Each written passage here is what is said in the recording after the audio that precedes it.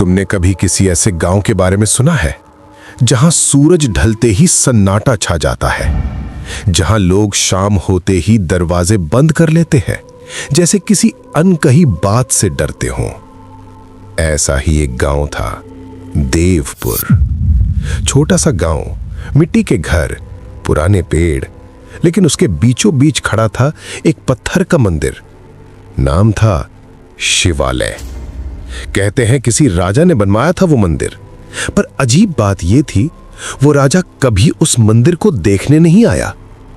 कोई नहीं जानता क्यों। गांव वाले कहते थे, अरे भैया जी, वो मंदिर की घंटी अपन आप बजत है। कभी किसी ने उसे छुआ नहीं, फिर भी रात के सन्नाटे में वो टन टन की आवाज गूंज उठती, और जैसे ही वो आवाज आती पूरा गांव थम जाता था। कुत्ते भौंकना बंद कर देते, हवा एकदम ठंडी पड़ जाती, और लोगों के दिलों की धड़कन एक पल को रुक सी जाती थी। कई घरों में औरतें अपने बच्चों को सीने से लगा लेती, बूढ़े दरवाजे की कुंडी कसकर बंद कर देते। कोई बाहर झांकने की हिम्मत नहीं करता था। कहते हैं जो भी उस वक्त बाहर होता उसे महसूस होता जैसे कोई पीछे से देख रहा हो। कोई नहीं जानता था कि वो आवाज कहां से आती है। बस इतना पता था, जब घंटी बजती है तो कुछ जागता है। कभी उस मंदिर में सुबह सुबह घंटियों की आवाज गूंजा करती थी। लोग आरती में जाते थे, दीपक जलते थे, लेकिन वक्त के साथ सब बदल गया। अब वहां बस एक ही इंसान रह गया था, हरिराम शास्त्री। कहते हैं उम्र 50 के आसपास होगी, पर चेहरा देखो तो लगे जैसे बरसों से नींद ने उसे छुआ तक ना हो। और हर वक्त चेहरा किसी अनदेखे डर से भरा हुआ। दिन में सब कुछ बिल्कुल ठीक लगता था। हरिराम आरती करता, फूल चढ़ाता, भक्तों को आशीर्वाद देता। लेकिन रात होते ही मंदिर का माहौल बदल जाता था। दरवाजे बंद होते, पर अंदर से हल्की सी रोशनी दिखती, जैसे कोई दीपक अब भी जल रहा हो। और कभी कभी हवा के साथ कोई धीमी सी आवाज तैरती हुई बाहर आती, जैसे कोई मंत्र नहीं बल्कि कोई फुसफुसाहट। कई लोगों ने कहा कि उन्होंने हरिराम को रात में खुद से बातें करते देखा है, जैसे कोई उसके सामने खड़ा हो, लेकिन वहां कोई नहीं होता। गांव की औरतें धीरे से कहती, रात में मंदिर मत जाना, वहां अब भगवान नहीं रहते। कहते हैं हरिराम के पिता भी इसी मंदिर के पुजारी थे। बहुत श्रद्धालु, शांत स्वभाव के इंसान। हर शाम जब वो मंदिर की घंटी बजाते तो पूरा गांव थम जाता था। हवा में भक्ति की खुशबू घुल जाती थी। लेकिन एक रात सब कुछ खामोश हो गया। न आवाज, न कोई निशान। सुबह जब लोग मंदिर पहुंचे तो दरवाजा खुला था। दिए अब भी जल रहे थे, पर अंदर कोई नहीं था। उस रात के बाद से मंदिर की हवा बदल गई। अब वहां भक्ति नहीं, डर था। जब भी हवा चलती, घंटी बिना छुए हिल जाती थी। लोग कहते थे वो गया नहीं, वो अब भी यहीं है। हरिराम से सबने कहा, बेटा ये मंदिर छोड़ दे, अब ये जगह पवित्र नहीं रही। लेकिन वो बस शांत होकर कहता, मैंने देवों से वचन लिया है, यहां से नहीं जाऊंगा। धीरे धीरे लोगों की बातें भी डर में बदल गईं। कोई कहता, अरे भाई, अब वो भगवान की नहीं, किसी अंधेरे देव की पूजा करता है। गांव वाले अब मंदिर के पास से गुजरते हुए कदम तेज करते थे, और जैसे ही शाम ढलती उनके चेहरे का रंग उड़ जाता था। और जब अंधेरा पूरी तरह उतर आता तो लगता था मंदिर की दीवारों से कोई धीमी आवाजें फुसफुसा रही हैं। उस वक्त न कोई पीछे मुड़कर देखता, न सांस लेने की हिम्मत करता। बस जल्दी से घर के अंदर भाग जाते, जैसे डर खुद पीछे पीछे चल रहा हो। और फिर आई वो अमावस्या की रात। गांव जैसे किसी अनजाने डर में सिमट गया था। हवा तक थमी हुई थी। उसी रात गांव का एक किशोर रामू मंदिर के पीछे के रास्ते से जा रहा था। वो बस खेतों से होकर घर लौट रहा था, लेकिन तभी उसे अंदर से कुछ सुनाई दिया। वो मंत्र जैसी आवाज थी, पर उसमें कुछ गड़बड़ थी। वो संस्कृत नहीं लग रही थी, वो आवाजें जैसे किसी के गले के भीतर से रेंग रही हों। रामू के कदम अपने आप रुक गए। दिल जोर से धड़कने लगा। उसने मंदिर की दीवार में बनी एक छोटी सी दरार से झांका और जो उसने देखा वो जिंदगी भर नहीं भूल पाया। हरिराम दीपक के चारों ओर कुछ डाल रहा था, कुछ लाल सा तरल जो जमीन पर फैलता जा रहा था। उस गोले के बीच में कोई मूर्ति नहीं थी, बस एक काली परछाई जो खुद ब खुद हिल रही थी जैसे जिंदा हो। रामू का चेहरा एकदम सफेद पड़ गया, उसकी सांसें तेज हो गईं। वो पीछे हटा पर उसके पांव कांप रहे थे। और फिर अचानक मंदिर के अंदर से किसी की फुसफुसाने की आवाज आई। कौन है वहां? रामू ने बिना पीछे देखे भागना शुरू किया। वो गिरा, उठा, फिर दौड़ा और किसी तरह घर पहुंचा। उसने सबको बताया, मैंने देखा पंडित जी कुछ और कर रहे थे, कुछ बहुत अजीब। लेकिन गांव वाले हंस पड़े। किसी ने गंभीरता से नहीं लिया। सब बोले, बच्चा पंडित पर शक नहीं करते, पाप लगता है। पर उस रात के बाद किसी ने भी उस मंदिर के रास्ते से अकेले जाने की हिम्मत नहीं की। और उसी रात से देवपुर में डर जैसे बस गया। गांव पर एक अजीब सी खामोशी छा गई।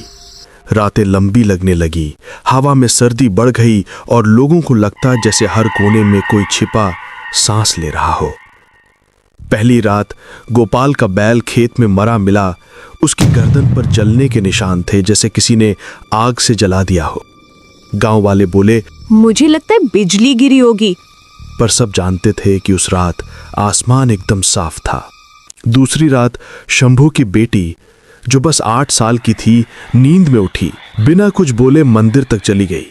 सुबह जब लोगों ने पूछा तो उसने मासूमियत से कहा, मुझे कुछ याद नहीं, बस किसी ने कहा था कि आरती का समय हो गया है।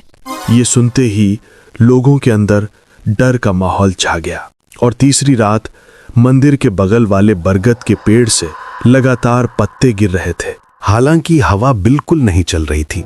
जब एक किसान पास गया तो देखा पेड़ की टहनियों पर दर्जनों छोटे छोटे दिए लटके थे, जो किसी ने जलाए भी नहीं थे।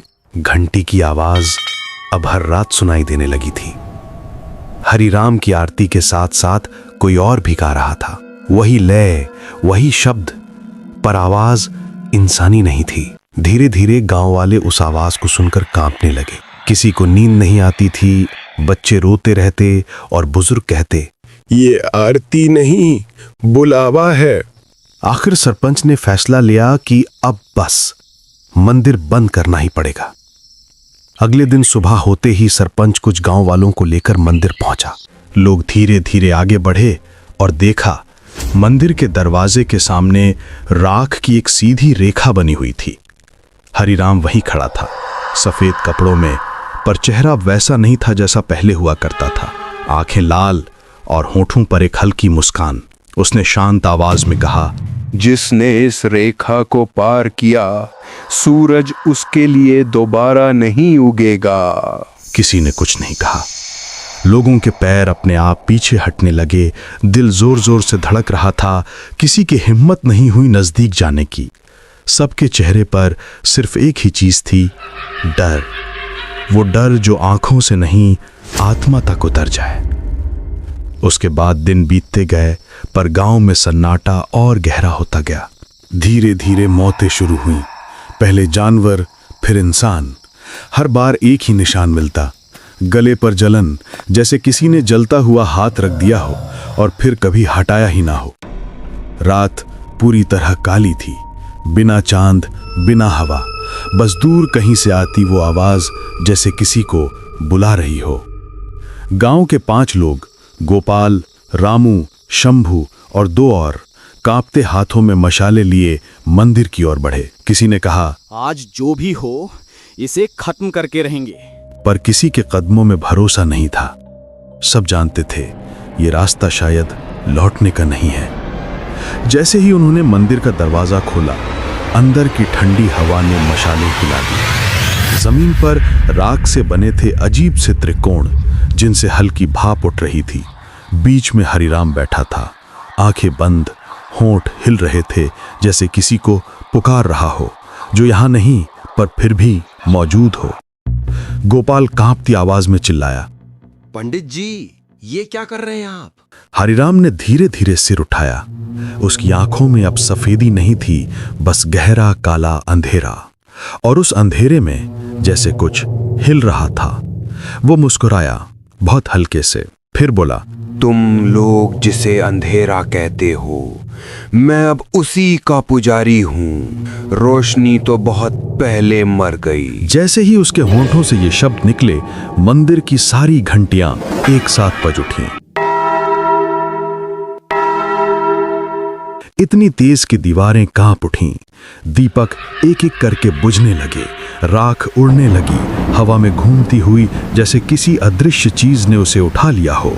फिर आई वो आवाज, एक चीख, इतनी भयानक कि मशालें अपने आप जमीन पर गिर गईं। फिर कुछ नहीं, बस सन्नाटा, इतना गहरा कि लगता था जैसे दुनिया ही रुक गई हो। सुबह जब गांव वाले पहुंचे, मंदिर का दरवाजा खुला था। अंदर कोई नहीं था, बस जमीन पर 5 जली हुई परछाइयां थीं, और उनमें से एक सबसे बड़ी हरिराम की। कहते हैं आज भी जब अमावस्या की रात आती है तो मंदिर की घंटी अपने आप बजती है और हवा में वही चीख सुनाई देती है, हल्की पर इतनी डरावनी कि हड्डियां तक ठंडी पड़ जाए। लोग डर के मारे अपना सब कुछ छोड़कर भाग गए। खेत, घर, मवेशी सब वहीं रह गए। मंदिर के चारों ओर फैल गया एक ऐसा सन्नाटा जो आज तक टूटा नहीं। साल बीत गए। देवपुर अब बस नक्शे पर एक धुंधला नाम भर रह गया था। लोग उस दिशा में देखना तक पसंद नहीं करते थे। मंदिर का नाम लेना तो दूर की बात थी। लेकिन फिर 1970 की एक सुबह शहर से कुछ अफसर आए, हाथों में नक्शे, दिमाग में जिज्ञासा और दिल में जरा भी डर नहीं। कहते थे कि पुराना मंदिर है, शायद नीचे कोई ऐतिहासिक धरोहर छिपी हो। गांव के बुजुर्गों ने बहुत समझाया कि उसे मत छेड़ो जो खुद जागा हुआ है, पर उन्होंने हंसकर बात डाल दी। खुदाई शुरू हुई। पहले मिट्टी निकली, फिर पत्थर, और फिर नीचे से एक अजीब सी खोखली गूंज सुनाई दी, जैसे जमीन के भीतर कोई सांस ले रहा हो। उन्होंने फावड़ा जोर से मारा और अचानक सामने खुल गया एक पत्थर का कमरा, बिल्कुल सूखा, जैसे सदियों से वहां हवा तक ने कदम न रखा हो। अंदर अंधेरा गाढ़ा था, ऐसा कि मशाल की लौ भी जैसे डर कर कांप रही थी। दीवारों पर अजीब निशान बने थे, कुछ पुराने, कुछ जैसे अभी अभी किसी ने उकेरे हों। हवा में सड़ी हुई मिट्टी की गंध थी, और कुछ और जैसे लोहे या खून की। कमरे के बीचों बीच वो मूर्ति खड़ी थी, आधी छाया में डूबी हुई। उसकी आंखें पूरी खुली थीं, पर उनमें कोई रोशनी नहीं थी, बस गहराई जिसमें देखो तो लगे जैसे कोई तुम्हें वापस देख रहा हो।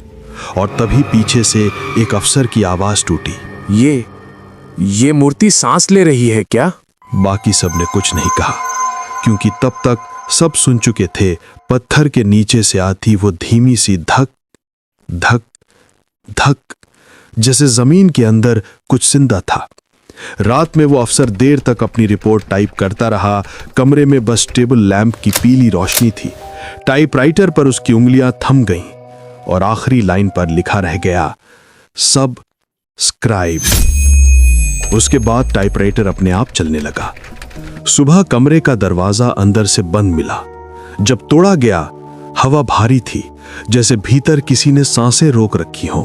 कुर्सी पर वही अफसर था, चेहरा नीला, आंखें पूरी खुली, होंठ आधे खुले, जैसे कुछ कहने की कोशिश में जम गया हो। उसकी उंगलियों में वही राख चिपकी थी जो मंदिर की दीवारों पर थी। साथ गए 2 मजदूर कहीं नहीं मिले। बस मंदिर के पास पड़ी थी एक टूटी हुई घंटी, जो बिना हवा के भी धीरे धीरे हिल रही थी।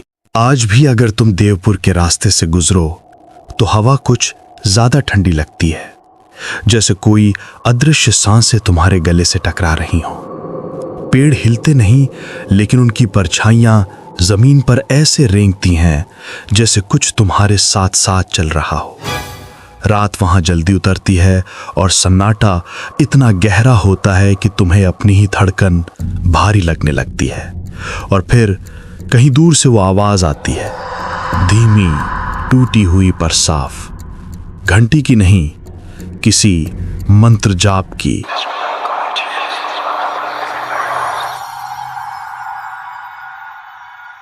कभी कभी उस आवाज के बीच किसी के हल्के कदमों की आहट भी सुनाई देती है, जैसे कोई पुराने मंदिर की ओर जा रहा हो, या शायद तुम्हारी तरफ। लोग कहते हैं वो हरिराम की आवाज है, जो अब भी आरती शुरू होने से पहले सबको पुकारता है। और अगर उस वक्त तुम्हें ठंडी हवा तुम्हारे कान के पास से गुजरती महसूस हो, तो समझ लेना वो तुम्हारे बहुत करीब है। हर अमावस्या को वो घंटी 3 बार बजती है। पहली बार किसी को बुलाने के लिए, दूसरी बार उसे स्वीकार करने के लिए, और तीसरी बार जब उसकी आत्मा भीतर चली जाती है। कई लोगों ने वो आवाज सुनी है, कई ने उस दिशा में देखने की गलती भी की। कहते हैं जिसने पीछे मुड़कर देखा वो फिर कभी सुबह नहीं देख पाया। तो अगर कभी रात में देवपुर के उस रास्ते पर हवा तुम्हारे कानों में कोई फुसफुसाहट लाए और कोई बहुत पास से बहुत धीरे से कहे, प्रसाद ले लो, आरती शुरू होने वाली है, तो बस चलते रहना, क्योंकि अगर तुम रुके तो वो आरती तुम्हारे लिए होगी।